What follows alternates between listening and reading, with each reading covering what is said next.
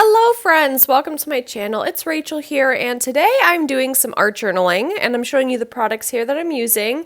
Some of these were a gift from my friend Laurel, which I have a video of some incoming mail from her, which was so sweet. She got me the sweetest birthday gift, and so I wanted to use some of those things today since they were kind of new and exciting. So those napkins were from her, which I know is a weird thing to give a friend, but when you're a crafter, it just makes sense, if you know. Anyway, so I'm using those napkins today, and she gave me a couple different types, and so this is the one I chose because we are doing a YouTube hop from the paper crafting YouTubers. I think the title of it is When Life Gives You Lemons, Make Lemonade. I think that's the full title. I don't remember exactly. It's in the thumbnail, but yeah, so that's what kind of inspired me today, and I'm really excited to put this project together. So I definitely encourage you to check out everyone's projects, and the links will be down below, so please do check those out and see what everyone's making.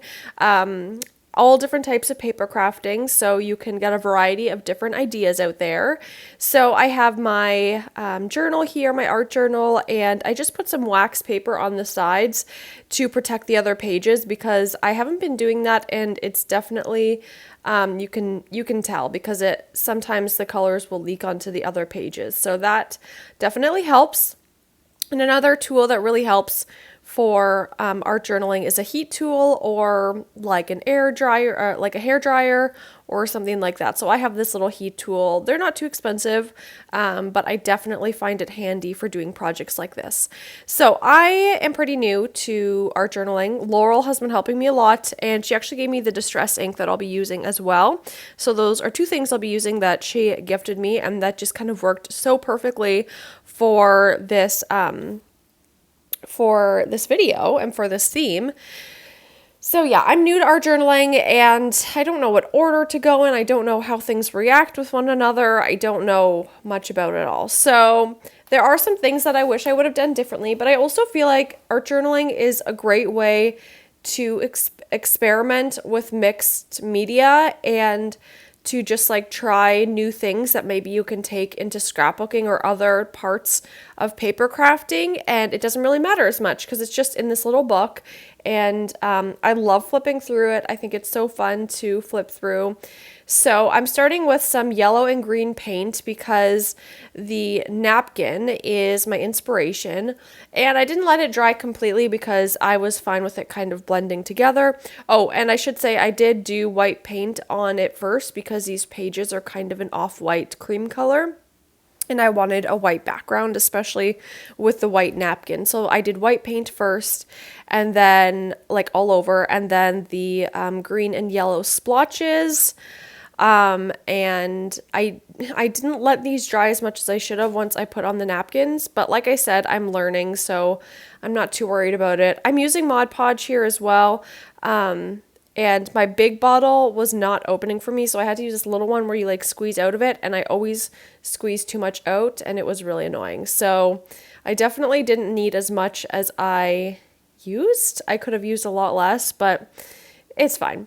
So yeah, I'm putting these napkins on, and you can see I had a little bit of paint on my brush, or it was still wet or whatever, so I had to just clean that off.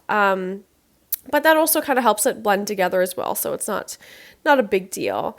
But I'm trying to put the napkin across the page. See, there were two parts to this napkin, but I was not able to get it apart, so I just put them both on, but I wish I would have taken a longer time to separate the napkin. I just gave up and then put them both on, but it's fine. They're just like two layers on it. But anyway, I'm going to, rip it up and put different pieces on the napkin. On the page, not the napkin. Sorry, my brain is fried today. Today is not my day. If you've been watching my Instagram stories, link is down below if you want to check that out, because I sometimes do like behind the scenes stuff, and today is just not my day, and it's fine, but it was really fun to just play and have fun with the art journaling. So then I got some paper from that paper pad I think that I showed earlier. It's oh gosh, the name's on the tip of my tongue. I'll probably see it again and then remember the name, but I know they at least used to. I don't know if they still do sell her products at Michael's, like mixed media stuff. Davenport. What is it? Jane Davenport? Is that right? I can't remember. But at one point I bought a ton of that stuff and like her products, and I love them. So yes. So use some of those scraps of paper that I had from previous projects. And I kind of wish I would have done the paper first and then the napkin. But now I know for next time, so it's not a big deal at all, but I know for next time now. And then I found this girl, so I cut her out. And the thing I like about mixed media is that it doesn't have to be perfect. It doesn't have to be precise. You just slap it on and you can hide any imperfections or whatever. And so I love that about mixed media. So I cut this girl out of this paper pad. I think this paper pad is really versatile and really cool for mixed media. So I'm really glad I got it.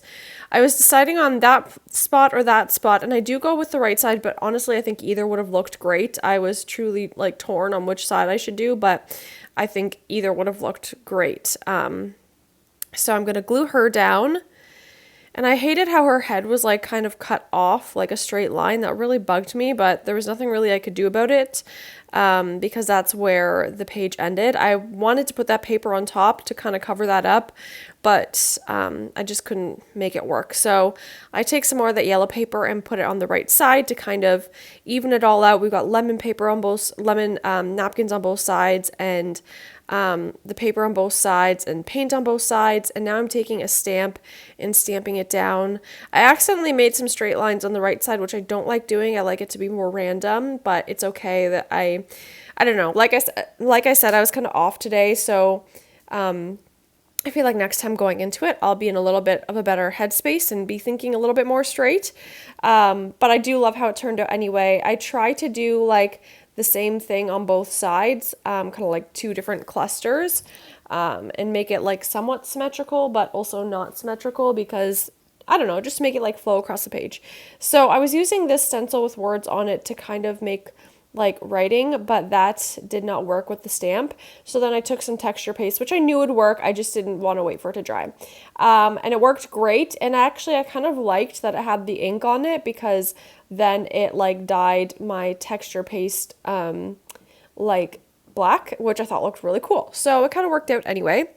And then I took this stamp, which, and used the yellow distress ink and kind of splatted it everywhere, and I actually got some of the black ink in it, so it was like a little black, a little yellow, but I love the way this turned out. I wish I would have thought of do this technique earlier, but I'm still learning about distress ink, and I think next time I'll be able to use my distress inks a little bit more. But I'm taking this green spray. You saw, then you could go back and pause the name and the brand if you'd like to see what it was. I just got it from Michael's and just splattered that all over the page. And now I'm going to take some of my washi tape.